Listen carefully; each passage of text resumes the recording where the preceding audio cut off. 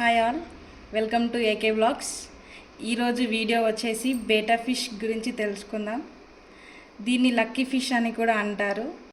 ఇది మన ఇంట్లో ఉంటే నెగిటివిటీని తీసేస్తుంది, లక్ని తీసుకొస్తుంది. అండ్ దీన్ని ఫైటర్ ఫిష్ కూడా అని అంటారు. చాలామంది బౌల్లో బెస్ట్ ఫిష్ గురించి చూస్తారు. సో ఈ ఫిష్ బెటర్ అని చెప్పొచ్చు. అండ్ ఈ ఫిష్ ఆక్సిజన్ లేకపోయినా ఉంటుంది, ఎందుకంటే దీనికి లంగ్స్ ఉండవు. సో ఈ ఫిష్కి ఫీడింగ్ వచ్చేసి 15 days ఫుడ్ లేకుండా కూడా ఉంటుంది. సో చాలామంది పెల్లెట్స్ ఫుడ్ అనేది వేస్తారు, బట్ అది లైవ్ ఫుడే తింటుంది. లైక్ బ్లడ్ వామ్స్, చీమలు తింటుంది. సో నార్మల్ ఫిషెస్కి వేసే ఫుడ్ దీనికి వేయకూడదు. ఇలా లైవ్ ఫుడ్స్ వేస్తే యాక్టివ్గా ఉంటుంది. అండ్ ఈ ఫిష్కి ఓన్లీ మార్నింగ్ అండ్ నైట్ వేయాలి, అది కూడా మినిమం అమౌంట్ వేయాలి.